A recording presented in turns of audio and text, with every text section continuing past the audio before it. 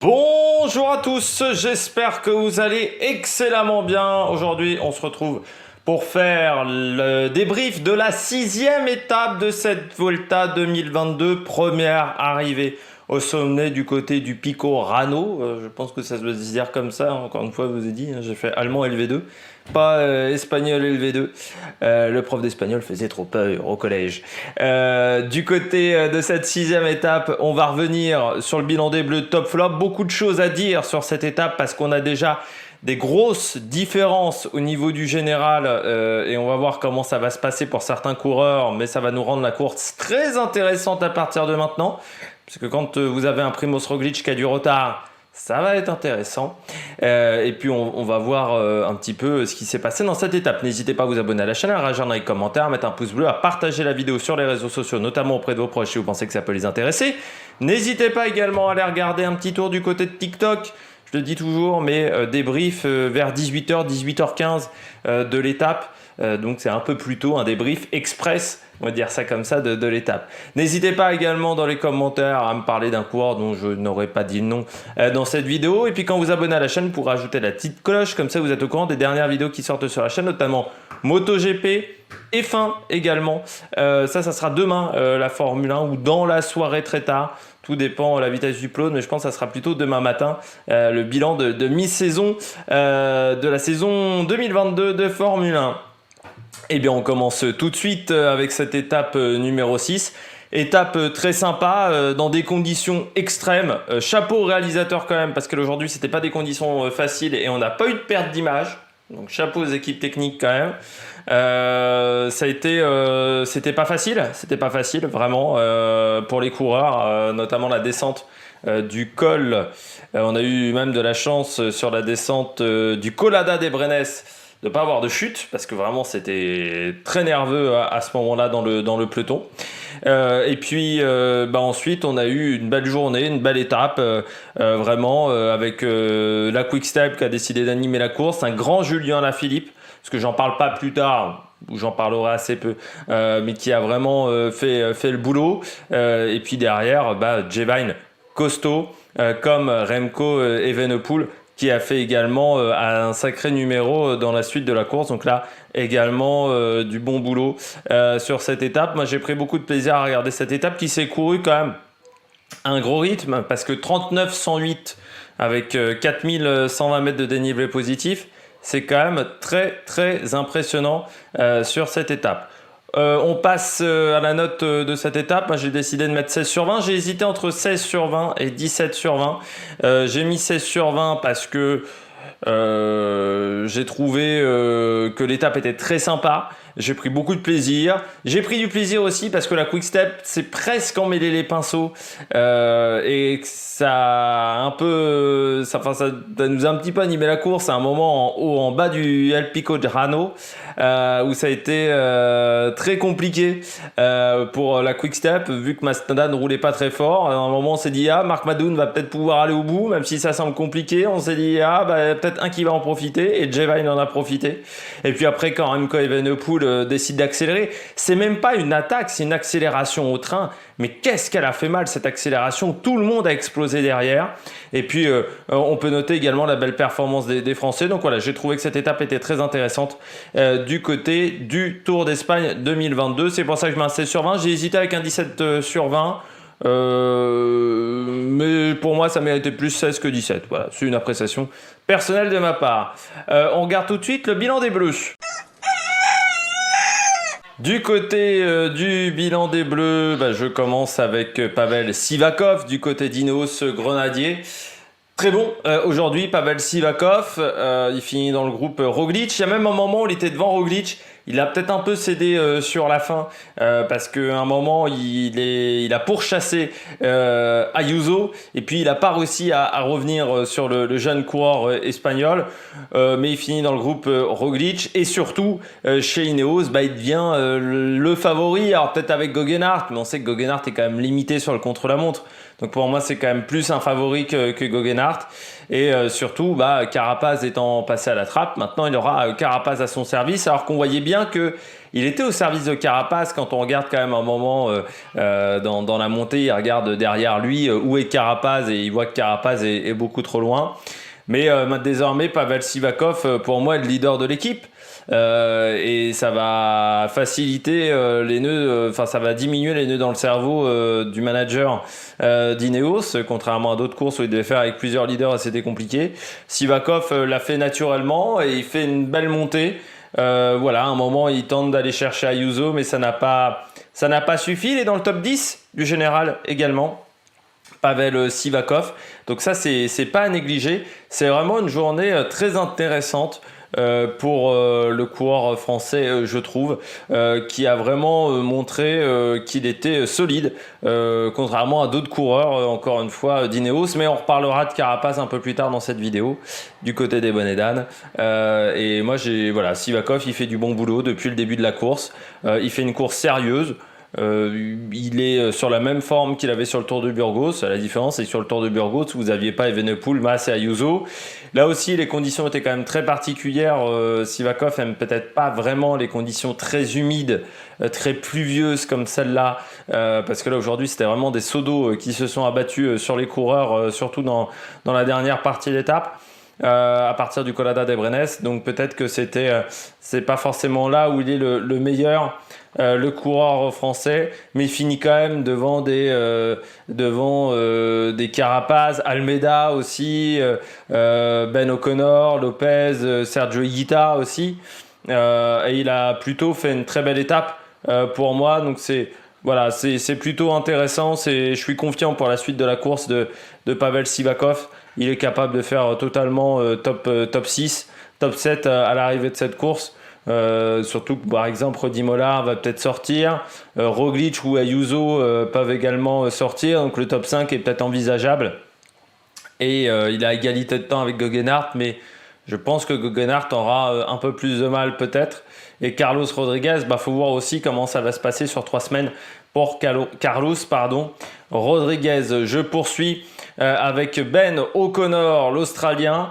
Ça aurait pu être une mauvaise étape encore pour Ben O'Connor. Il crève au pied de l'Ascension al Pecorano.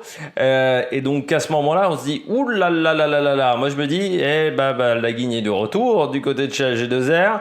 Il arrive à re-rentrer, mais alors là je me dis à ce moment-là, il re-rentre, il va y avoir le contre-coup. Et puis il a eu de la chance, c'est que Quick-Step n'avait plus que Fausto Masnada. Et ce qui fait qu'on a eu vraiment un gros moment de temporisation dans les 4-5 premiers kilomètres de cette Ascension El Pecorano. Il a fallu attendre 9 km de l'arrivée vraiment pour voir la première étape de Simon Yates. Et ce qui fait que ça a vraiment aidé un coureur comme Ben O'Connor à re-rentrer dans le peloton. Et après, tu sens que c'était difficile. À un moment, il tente de suivre le groupe Roglic-Sivakov. Il voit qu'il n'arrivera pas à suivre, donc il fait une petite cassure qui va être fatale, je crois, notamment à Carlos Rodriguez et à Jane Lay. À la fin de la course, à la fin de l'étape, ce groupe-là a réussi à revenir sur Roglic, sur Sivakov notamment, et en ayant un rythme beaucoup plus linéaire. Mais on sent que c'était une étape pas facile pour Ben O'Connor, il a fallu s'accrocher. Mais l'Australien est toujours en lice pour un bon classement, donc c'est intéressant. Puis je termine avec le plus-moins, c'est Rudi Mollard. C'est dommage, ça échoue à pas grand-chose pour conserver le maillot rouge. Il échoue à 21 secondes. Ils avaient plutôt bien géré le début d'étape en décidant de laisser partir un échappé avec un coureur qui était à 6 minutes. Je crois que c'était Marc Padoun qui était le mieux classé au général et qui était quand même déjà à 6 minutes, donc c'était pas hyper dangereux. Ensuite, Quick-Step a décidé d'animer la course extrêmement tôt, à plus de 80 bandes de l'arrivée. Ils étaient déjà en train de rouler en tête de peloton.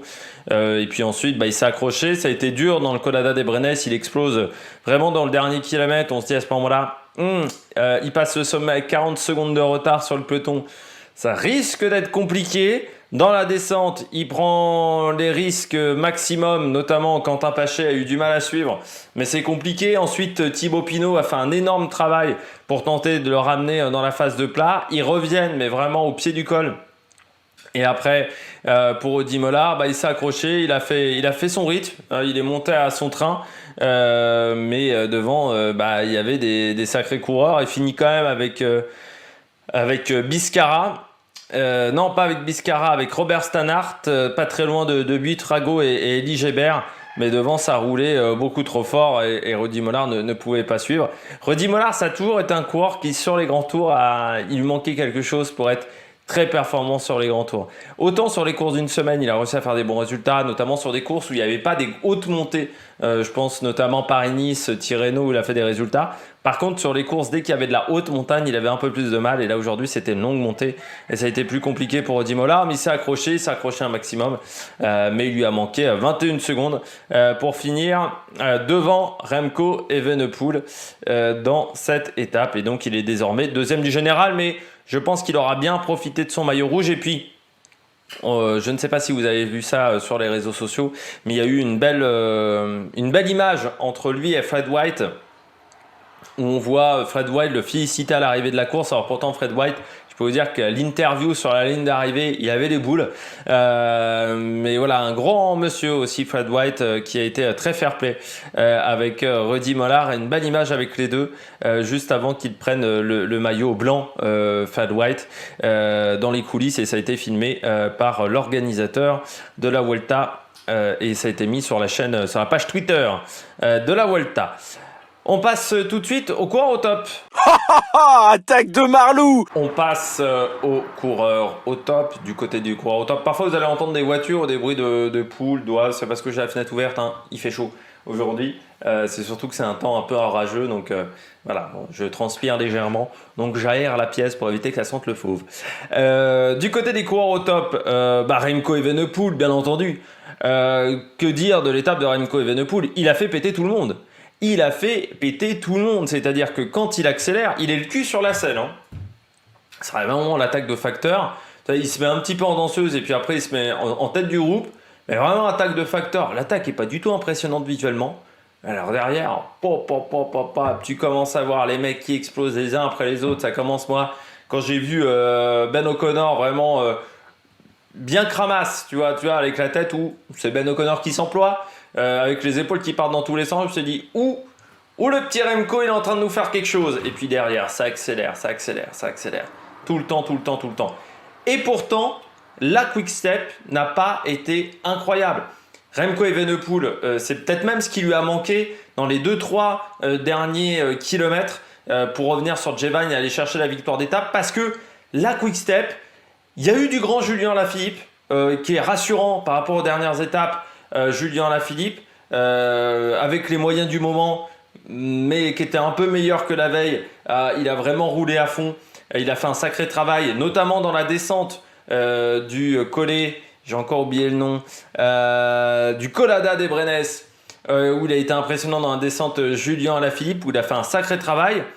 Le problème, ça a plus été Van Wilder et Masnada. Masnada, on l'avait déjà un peu senti hier dans l'échappée, c'est pas du grand Masnada. C'est pas le Fausto Nastada du Tour de Lombardie de l'année dernière, très clairement, ou de Tirreno. C'est peut-être pas Tirreno, je sais plus. En 2020, quand il était arrivé chez Quick-Step, il avait fait une course par étape où il avait été, ça devait être peut-être le Tour des Alpes, quand ils avaient tout décalé le calendrier, où il avait été impressionnant sur une étape où il n'arrêtait pas d'attaquer. Enfin, c'était vraiment très bien ce que faisait Masnada. Et puis Van Wilder qui a disparu dès le Colada des Brenes. Van Wilder qui fait pas une grande année quand même chez Quick-Step. Alors fracture de la mâchoire, il faut quand même le rappeler aussi lors de Liège-Bastogne-Liège, dans la chute Julien Alaphilippe. Mais il a un peu du mal quand même chez Quick-Step. Je pense qu'aussi qu'on lui met un petit peu la pression parce qu'il a le même âge que Remco ou un an près. Je crois qu'il est un an plus jeune que Remco. Mais surtout, on lui met un petit peu la pression. En même temps, il a un peu cherché aussi cette pression quand il quitte Sunweb avec fracas l'année dernière, parce que c'était vraiment pas d'un commun accord. Très clairement, Sunweb voulait continuer avec lui, enfin DSM à l'époque. Sauf que Van Wilder, il a dit non, on me fournit pas le matériel pour être performant, j'ai pas des conditions qui sont assez performantes, donc je me casse. Ça a été un long bras de fer pendant 2 mois, 3 mois, et Patrick Lefebvre a racheté une partie du contrat de Van Wilder pour l'amener dans la structure Quick-Step. Mais chez Quick-Step, pour un moment, ça se passe pas très bien. Alors, est-ce qu'il a du mal à gérer la pression ? Est-ce que Patrick Lefebvre lui met beaucoup de pression ? Est-ce que c'est compliqué pour lui? Mais là, aujourd'hui, il n'a pas eu un rôle suffisamment bon pour aider. Et c'est ce qui nous a donné ce fameux moment d'aternoiement pendant 3-4 km là au pied du Picorano où très clairement on se faisait un peu chier quoi, au début de la côte. Et puis on voit l'attaque d'Elie Gebert. Heureusement qu'il y a eu Simon Yates pour nous réveiller tout ça ensuite. C'est vraiment Simon Yates qui a lancé la course. Simon Yates, en passant, qui finit dans le groupe Roglic. Et c'est lui qui a animé la course. C'est lui qui fait la première grosse attaque après Elie Gebert. Notamment, je crois que c'était Buitrago qui était également dans l'accélération. Et ensuite, Remco, il décide d'accélérer. Le problème, c'est qu'il fallait déjà revenir sur Mark Padun. Il y avait une 20. Et puis qu'il y avait Jevine qui était parti entre-temps. Et il a laissé 20 secondes à Jevine. Il ne faut pas laisser 20 secondes ou 30 secondes à un mec qui sait gérer son effort parfaitement comme Jevine. Et ça a été le problème. On peut noter également la solide performance de Enric Mas qui finit dans le même chrono, dans le même temps que Remco Evenepoel, à 1 seconde près, en haut au sommet. Enric Mas impressionnant sur cette étape. Il faudra voir si ça tient dans le temps. Parce que sur le Tour de France, il avait été impressionnant sur 1 ou 2 étapes. Et puis ça avait été un peu plus les montagnes russes. Pour Enric Mas. Donc là, on va voir comment ça va se passer pour le coureur espagnol. Je poursuis avec Jevine, vainqueur de l'étape. Première victoire, Jevine sur un grand tour, mais première victoire professionnelle. C'est bien ça, sur cette étape du Tour d'Espagne. Il avait fini 2e du Tour de Norvège cette année. Il avait fini 3e d'une étape de la Vuelta l'année dernière, je crois de tête, l'étape remportée par Romain Bardet. Le Pico Huaylarcas, il finit 3e, malgré une chute. Le problème, c'est qu'il venait d'un autre univers que le cyclisme. Il venait du cyclisme virtuel. Et foncièrement, c'est pas facile. Quand vous venez pas forcément de l'univers du cyclisme, on a vu notamment avec les filles qui viennent du duathlon ou du triathlon, notamment Mavi Garcia, que la vie en peloton, c'est particulier. Demandez également à Victor Koretsky. Et c'est un coup de pédale qui est particulier, la route. Et il a fallu qu'il s'adapte parce que c'était différent de ce qu'il faisait sur Swift. Et il a été performant, et depuis le début de saison, c'est pas mal. Même s'il avait abandonné sur le Tour de Suisse, 2e du Tour de Norvège, 2e du Tour de Turquie également. Il avait fini 2e de l'étape du Mont Bouquet sur l'étoile de Bessèges. C'est là où j'avais dit « Ah, Jevine, il a peut-être passé un cap cette année. Champion du monde également de e-cyclisme, de cyclisme e-sport, je ne sais pas comment on dit. » Sur Swift. Donc voilà, c'est vraiment une belle saison pour Jevine, 26 ans l'Australien. Maintenant, j'espère qu'à partir de maintenant, il jouera le général parce que c'est un peu le problème pour moi avec Jevine, c'est que pour l'instant, c'est un très bon grimpeur, enfin c'est un bon grimpeur, mais j'attends de le voir jouer le général sur les grands tours. Quand il jouera le général sur les grands tours, et ben là, il aura vraiment franchi un énorme cap. Le coureur australien qui a commencé chez Nero Continental avant de rejoindre la Alpecin Phoenix. On poursuit avec Mark Padun. Ça fait du bien de revoir Mark Padun aux avant-postes. Ça fait du bien de voir Mark Padun faire un sacré numéro parce que là aujourd'hui, il a fait un sacré numéro.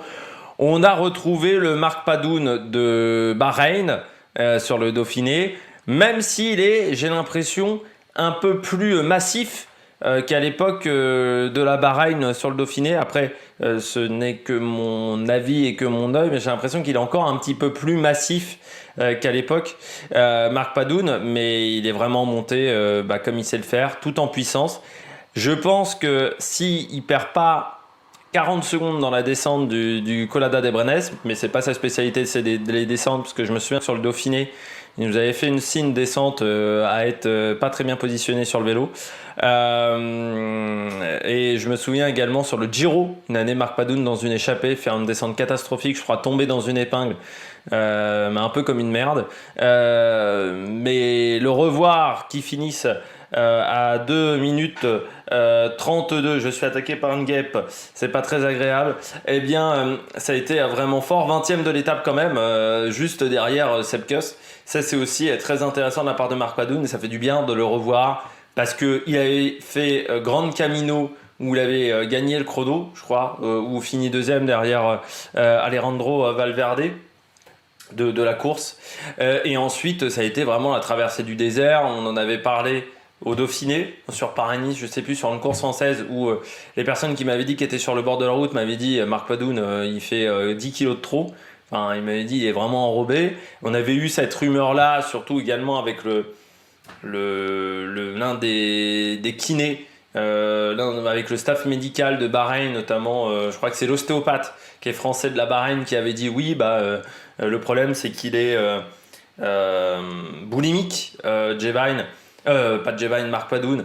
Et donc l'année dernière, on a réussi à lui faire 3 mois exceptionnels, mais parce que c'est le seul moment de l'année où, grosso modo, il mangeait correctement et se nourrissait correctement. Là, je m'étais dit, putain, entre ça et le fait qu'il y a la guerre en Ukraine, là où il habite, parce qu'il est né à Odessa, je crois Marc Padoun, donc vraiment là où c'est le pire au niveau de la guerre, dans le Donbass, je me suis dit, oh putain, je pense que Marc Padoun, on va peut-être pas le revoir cette année, puis on va peut-être pas le revoir sur les 2-3 prochaines années. Et puis non, on le revoit aujourd'hui avec une sacrée échappée. Faut quand même le lâcher, Masnada, même un Masnada qui est pas incroyable, mais il a lâché quand même tout le monde dans l'échappée. Il y avait Ruben Fernandez, le coureur de la Cofidis, qui était vraiment très très fort aujourd'hui quand il le lâche. Et ensuite derrière il fait un sacré numéro. Dommage la descente du Colada de Brenes où il était vraiment pas à l'aise sur son vélo, mais ensuite dans la montée du Picorano il a tout donné. Mais ça n'a pas suffi face à Jevine et face à Remco Evenepoel. Je termine avec Juan Ayuso. Je rappelle que Juan Ayuso est quand même 4e aujourd'hui. Juan Ayuso est à 19 ans seulement. Il est né en 2002 et qu'il est déjà 4e de l'étape de montagne du Giro. Impressionnant. Meilleur coureur du AE. Et il n'a pas attendu Almeida. On va aussi le souligner ça. Il n'a pas attendu Almeida. On aurait pu s'attendre à ça. Non. Et impressionnant, Juan Ayuso. Quand il lâche Roglic, Roglic, il peut rien faire. Hein.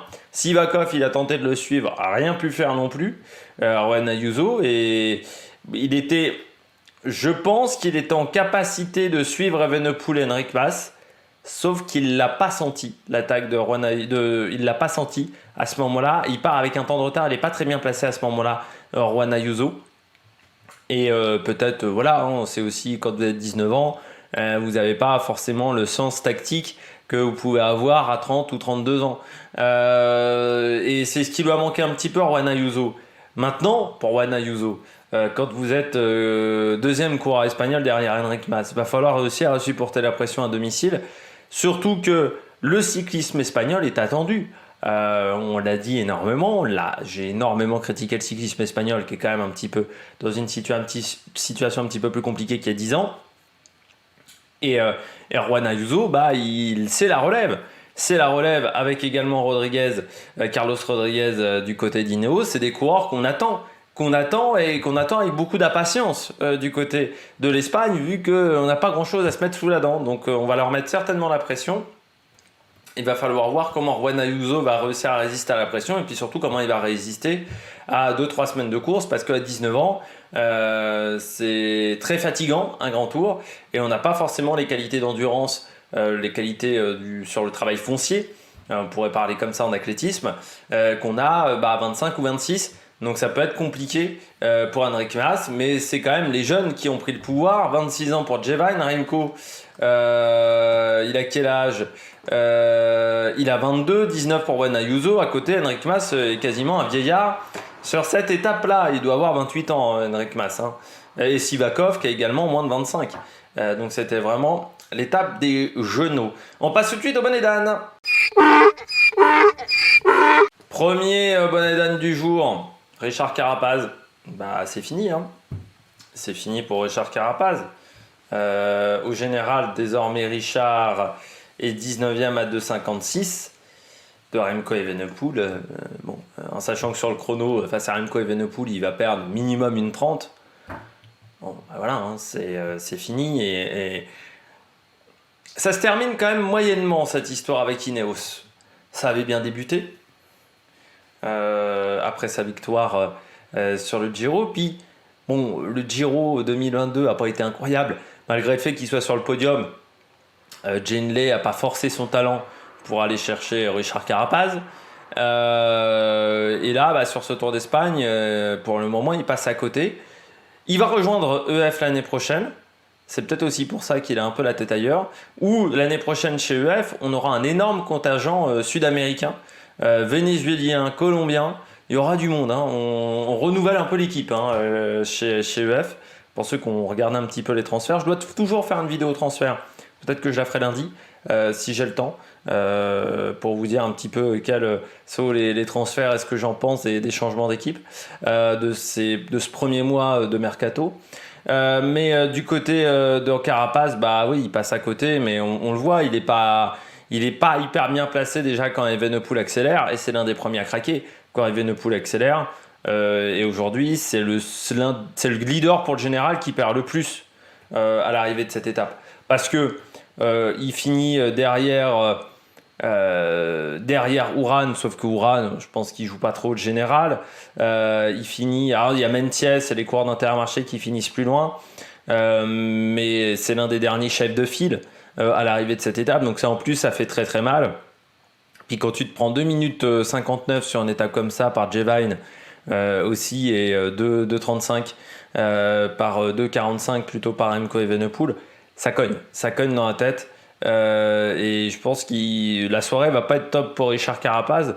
Heureusement demain c'est pas une étape de haute montagne, mais forcément ça va cogiter dans sa tête parce qu'il est passé à côté et que son début de Vuelta est pas très bon à Richard Carapaz. Je continue avec Intermarché. On passe à côté aujourd'hui. Déjà ça commençait mal la journée. Jan Hirt positif à la Covid. C'est le deuxième coureur positif à la Covid sur cette Vuelta 1. Ça va commencer à devenir un petit peu inquiétant. Je pense que dans pas mal d'équipes, lundi, lors de la journée des tests Covid, on va flipper un petit peu. Et puis, que ça soit Mentiès ou Pozzovivo, on est quasiment dans les temps de Carapaz. C'était une équipe qui avait de l'ambition quand même au départ, avec Thiessen pour les sprints, mais surtout Jan Hirt, Pozzovivo, Mentiès, t'emmènes tes 3 meilleurs grimpeurs au départ de la course. Donc forcément, tu pars pas pour faire 15e ou 16e du général, tu pars pour faire top 10. Et là, on a vu un peu les limites chez Intermarché. Alors Mentiès, sur le Tour de France, je rappelle qu'il est quand même dans le top 10, mais parce qu'il prend une échappée aussi. Par contre, Pozzovivo, sur le dernier Giro, il avait été dans le top 10 sans prendre d'échappée. Mais ça sera peut-être compliqué. Alors heureusement, Intermarché n'a plus besoin de chercher les points UCI. Mais je pense que du côté d'Intermarché, on avait envie de faire top 10 sur les 3 grands tours. Et là, ça se corse un petit peu pour l'équipe belge. Et puis se termine avec Roglic. Une 37 de prix aujourd'hui de retard pour Primoz Roglic. Déception totale pour Primoz. Mais on est aussi sur un coureur qui n'a pas roulé pendant quasiment un mois.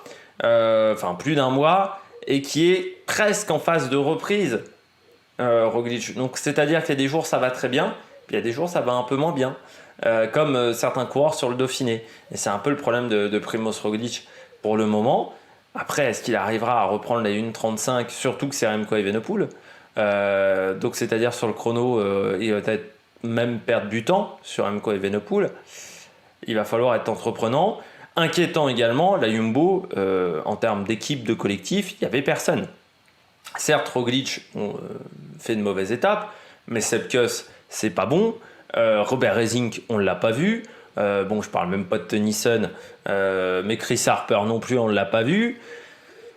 Donc, si on veut renverser la vapeur et inverser la tendance, il faut une grosse formation, sauf que j'ai l'impression que chez Jumbo, on n'a pas grand monde dans le tiroir et ça risque d'être un petit peu compliqué pour le coureur slovène. Et comme quoi, il faut toujours se méfier des arrivées punchers. C'est vraiment ce qu'aime Roglic, et comme quoi, sur des arrivées plus typées grimpeurs, c'est un petit peu plus compliqué pour le coureur slovène. Et même moi je me suis fait avoir, vu que je l'avais mis parmi mes favoris aujourd'hui, mais heureusement je ne m'étais pas fait avoir avec Evenepoel. Je parle pas de ma grosse cote Arensman, qui lui est bien passé à la côté de l'étape. Il a souffert Arensman. Il finit combien Arensman? Hop là, Pays-Bas, non c'est Woodpool cela. Arensman il finit Ah non, il finit avec Kelderman. Non, il finit à 1,37. Pourtant, à un moment, il était bien lâché, Arensman. Enfin, il a bien fini, Thymen Arensman, cette montée. Parce qu'à un moment, il était bien lâché, le coureur néerlandais. Bon, demain, présentation 7h30. Étape intéressante. Mi-baroudeur, mi-sprinter. Ou pour faire le pronostic, ça va être compliqué. Débrief demain 21h. Avant, débrief express sur TikTok aux alentours de 18h. D'ici là, n'hésitez pas à vous abonner à la chaîne, à réagir dans les commentaires, à mettre un pouce bleu, à partager la vidéo sur les réseaux sociaux, notamment auprès de vos proches. Et pour ceux qui veulent avoir des nouvelles de EPS 2.0, je pense qu'on lancera le podcast, la semaine prochaine. Pas cette semaine, la semaine prochaine.